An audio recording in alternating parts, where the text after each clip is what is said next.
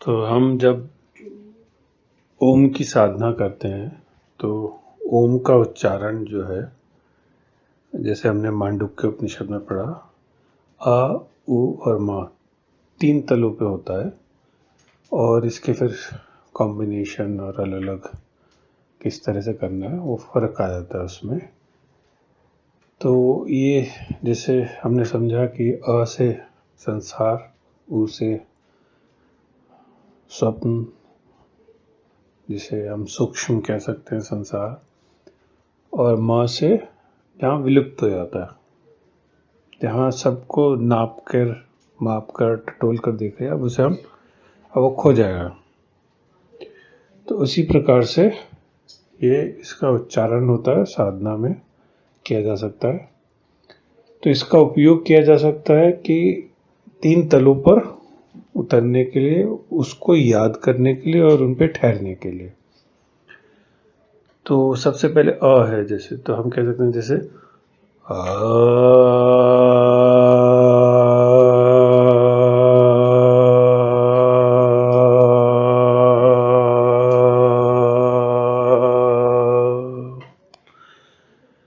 तो आ जो है पूरी तरह से इसका जो उच्चारण है, जो इसकी आवाज़ है, जो साउंड है, बाहर की तरफ है, तो बाहर जा रहा है।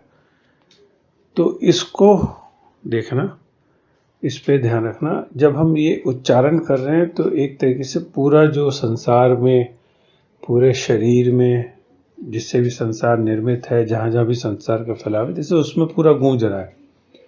और इसके गुंजन से जैसे अब हम वापस अपने अंदर जा रहे हैं कि जहाँ से ये गुंजन निकल रहा है, जहाँ से आवाज़ निकल रही है।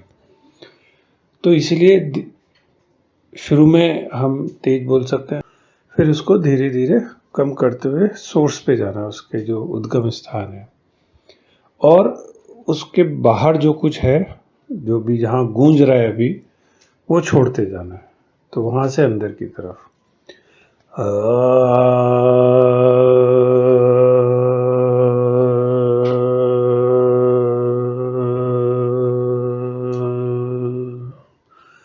तो ध्यान संसार बाहर की तरफ से शरीर पे आ जाए और शरीर में गूंजने लगे और जैसे पूरे शरीर में कंपन हो रहा है, शरीर में पूरे गूंज रहा है, तो वो उस तल पे हमें एक साधना की जा सकती है, अ से शुरू करके। फिर दूसरा तल चरण होता है जो सूक्ष्म वाला, ऊ।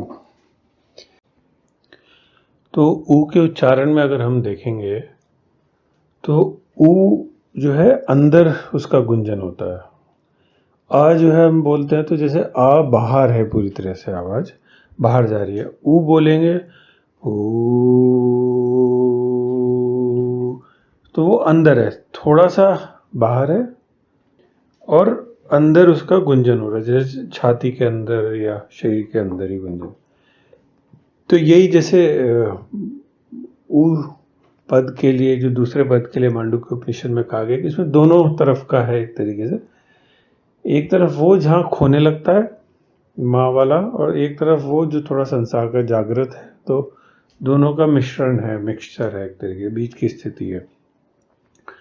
तो ऐसे ही जब हम ऊ करते हैं, तो अगर हम सूक्ष्म को पकड़ने की कोशिश करें, स्वप्न, इमेजिनेशन, कल्पनाएं, तो जैसे हम बहुत कल्पनाओं में होते हैं, जब हम बहुत भाव में होते हैं कह सकते हैं, तो उस तल पर ऊ का उच्चारण अंदर ही अंदर किया जा सकता है। तो जैसे आ में तो ऊर्जा यूज हो रही है, बहुत खर्च हो रही है, ऊर्जा लग रही है आ जोर से।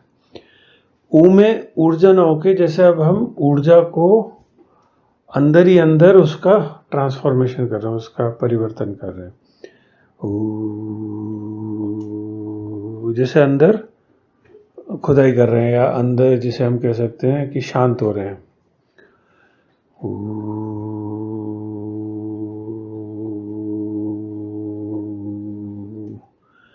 तो बाहर का छूट चुका है जब हम आ की साधना कर रहे हैं, जब आ का उच्चारण कर रहे हैं। तो जैसे संसार वाली जो ऊर्जा है, जो संसार की कहना चाहिए अभी कुछ हद तक जो संसार में जो कर्म हो रहे हैं, काम हो रहे हैं, उसके लिए जो ऊर्जा यूज होती है, उस ऊर्जा का उच्चारण हो रहा है, ऊर्जा से उच्चारण हो रहा है।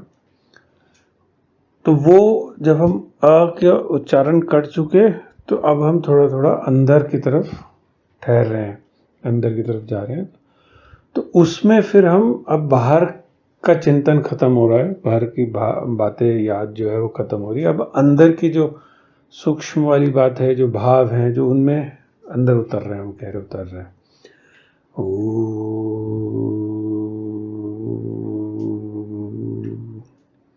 तो जैसे अ तो है, हम वहां तक पहुंचे थे, पूरे शरीर में अ का गुंजन हो रहा है, वाइब्रेट हो रही है बॉडी। तो जैसे बाहर से वाइब्रेट हो रही है, जैसे अ में हम अ को शरीर में डाल रहे हैं और उससे वाइब्रेट हो रही है। जब ऊ की बात कर रहे हैं, तो अब हम शरीर में गुंजन नहीं कर रहे, अब हम जैसे अंदर का जो तल है उस पर उतरने की कोशिश कर रहे हैं। तो शरीर का जो है, शरीर से हम अब थोड़ा और गहरे में उतरने की कोशिश कर रहे हैं। तो जिसे हम कह सकते हैं थोड़ा सूक्ष्म तल की ऊर्जा में परिवर्तन, उसमें ठहरना, उसमें उतरना, उसको पकड़ने की कोशिश।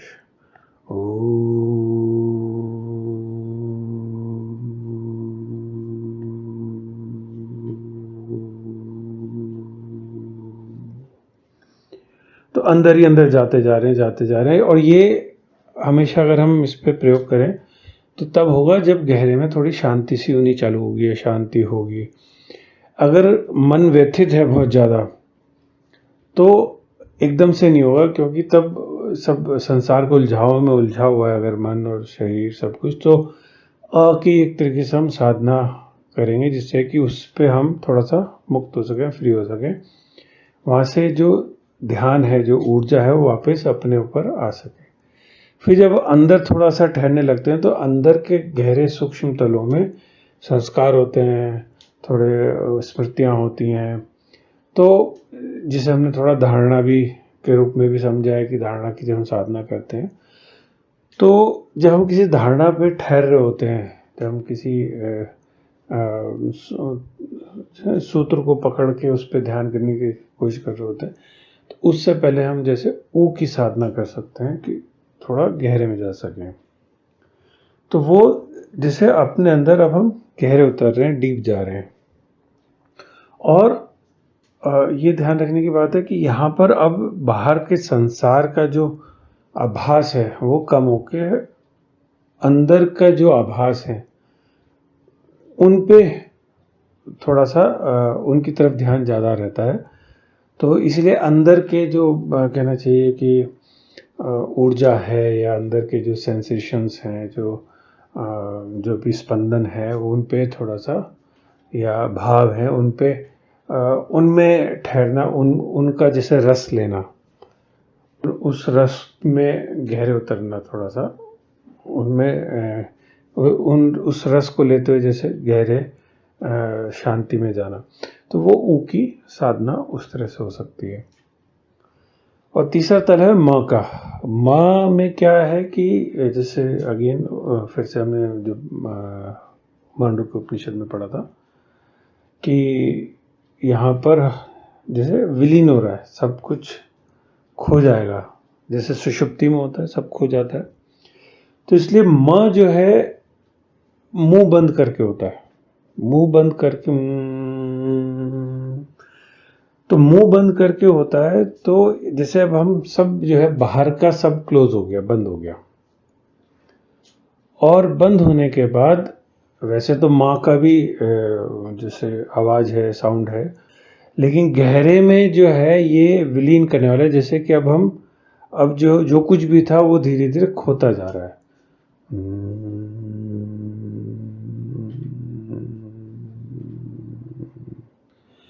तो इस तल पर आकर अब जो है पूरी तरीके से सब कुछ छूटता जा रहा है, सब कुछ छोड़ते जा रहे हैं, विलीन होता जा रहा है सब कुछ। और सिर्फ वो जो अगर सूत्र पकड़ा हुआ है, जो तार पकड़ा हुआ है, जो ऊर्जा का जो अब सिर्फ ऊर्जा ही रह गई है, ऊर्जा का ही सूत्र रह गया, या जिसे हम कह सकते हैं कि वो एलिमेंट तत्व ही रह गया, बस वही रह गया, बाकी सब खोता जा रहा है, एक तरीके से अगर हम समझे। तो माँ का जब होता है तो वो अंदर ही अंदर होता है, बल्कि उसका शुरुआत में माँ में हम आवाज़ कर सकते हैं, गुंजन कर सकते हैं, लेकिन गहरे में वो सिर्फ अंदर ही अंदर गुंजन होता है।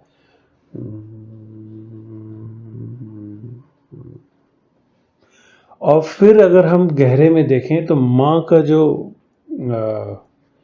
जो साधना है उसमें वो पहुंचती है प्राणों तक। तो वो प्राणों में जैसे उसका उच्चारण हो रहा है, प्राणों में उसका जाप हो रहा है माँ का। तो बाहर से ऊर्जा खींच के अंदर की तरफ लेके, अंदर से फिर प्राणों में स्थिर होती जा रही धीरे धीरे। वहाँ पे वो जो अब सिर्फ करंट पे फोकस है, अंदर का जो तरंग जारी है उस पे वही रह गई बस, और उसी पे ठहर गए। और वो धीरे धीरे अगर हम देखें यहाँ पर आकर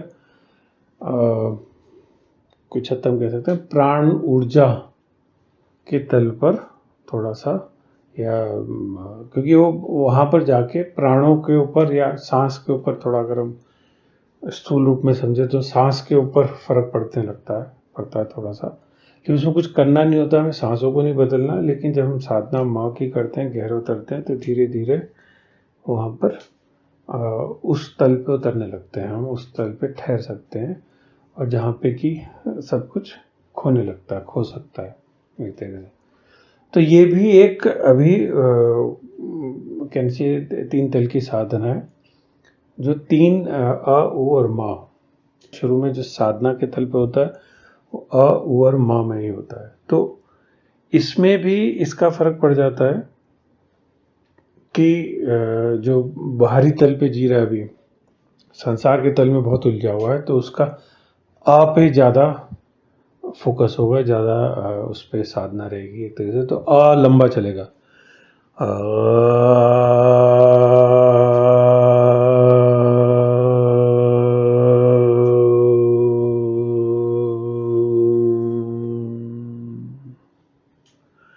तो आ लंबा था, ऊ छोटा था, माँ बहुत ही छोटा था, इस तरह से।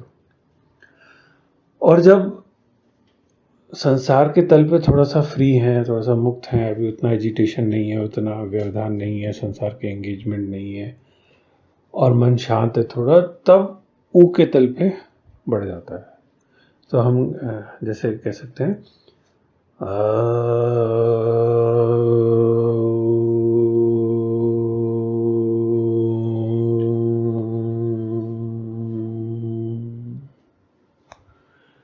तो वहाँ पर आ पे ज़्यादा ध्यान नहीं रहेगा, ऊ पे ध्यान बढ़ जाएगा। और जब ध्यान में जा रहे हैं, गहरे ध्यान में जा रहे हैं, और किसी की अगर साधना इतनी बढ़ चुकी है कि वो एक तरह से जगे हुए भी थोड़ा ध्यान से में रहता है, जैसे थोड़ी एक उस त्वरा में रहता है ध्यान की, और ध्यान की आभा में रहता है, तो वो फिर उसके लिए सीधा ही माँ की तरफ जाने को जाए। तो आ से सिर्फ शुरुआत करने के लिए, जैसे गाड़ी शुरू करते हैं तो सबसे पहले इग्निशन चालू करते हैं, उसके बाद फिर वो चलने लगती है, तो उसी तरह से और ऊ सिर्फ शुरुआत करने के लिए होता है, और फिर वो माँ में उतर जाता है। तो जैसे अगर हम कह सकते हैं तो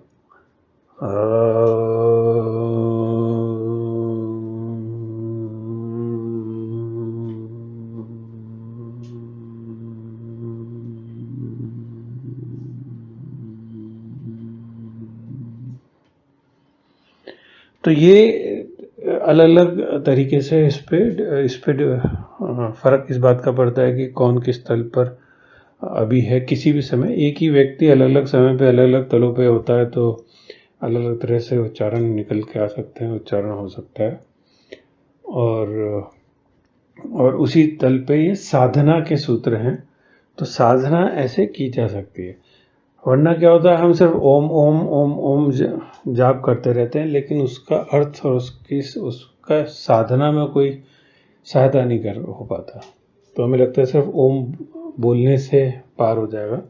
हो भी सकता है, कईयों का हो जाता होगा, लेकिन जो साधक है हमें नहीं पता। अभी हमारे लिए जो साधना है, जो मांडुक्य उपनिषद में सीधा सीधा बताया, उस तल पे हम समझने की कोशिश कर सकते हैं कि साधना कैसे करनी है ओम के जरिए, ओम के सहायता से। तो इन 3 तलों पे, तो इसमें अगर हम देखेंगे तो जब हम उच्चारण करते हैं, जब हम इसका बोलते हैं, तो सांसों पे भी फर्क पड़ता है। सांसों पे भी फर्क पड़ता है, और जो साउंड है, जो आवाज़ है, जो बोला जा रहा है, उससे अगर हम देखते हैं तो जैसे आवाज़ से पूरा संसार व्याप्त हो सकता है। जैसे हम कहें नाद, इसीलिए कहा गया कि जब हम बोलते हैं तो हमारे बोलने में संसार की सारी आवाज़ें खो सकती हैं। इसी प्रकार से जब हम अ की साधना करते हैं तो उसमें संसार खो सकता है, तो संसार की तरफ से मुंह मोड़ सकता है, संसार का सब कुछ उलझाव जो है वो खो सकता है। तो वो पकड़ने वाली बात है। इसी प्रकार से जब हम ऊ की साधना करते हैं तो अंदर का जितना है वो एक संभावना बनती है कि उसके अंदर विलीन हो जाए। जैसे अ से अ का उच्चारण किया तो उस आवाज में संसार की आवाज खो गई। ऐसे ही ऊ का उच्चारण किया तो उसमें सूक्ष्म तल के सारे कल्पनाएं खो गई। तो हम अक्सर देखेंगे तो हम हमेशा कल्पनाओं में रहते हैं, हर समय दिमाग में विचार चलते रहते हैं। तो जैसे ऊ का उच्चारण किया तो वो विचार को हमने उस उच्चारण में डुबो दिया, उसमें विलीन कर दिया, खो गए वो एक तरीके से, या उसमें खोते जा रहे, तो उनमें हम फंस नहीं रहे। और फिर तीसरे तल पे जब पहले और दोनों तल में चीज़ें ख़त्म होने लगती हैं, तब फिर तीसरे तल में जिसमें कि हम अब गहरे शांति में, गहरे अंदर जहाँ कुछ नहीं रहा, सिर्फ जिसे हम कह सकते हैं आत्मा का एहसास, अभी नहीं लेकिन मतलब आत्मा की तरफ प्रगति जैसे हम कह सकते हैं। तो इसमें क्योंकि हम उच्चारण कर रहे हैं, हमारा कुछ एफर्ट्स भी होते हैं, एक तरीके से कहना चाहिए, और प्राणों पे, जैसे प्राणों के ऊपर भी काम हो रहा है, प्राणों पे जोर पड़ रहा है, उसका खिंचाव हो रहा है, तो उससे एक तरह से नींद भी नहीं आती। तो थोड़ा सा जगे रहते हैं, थोड़ी चैतन्य रहता है, और साथ में हम गहरे भी उतर रहे हैं जब सब चीज़ें खोती भी जा रही हैं। तो ये थोड़ा सा साधकों के लिए, साधना के लिए पकड़ने वाली बात है, समझने वाली बात।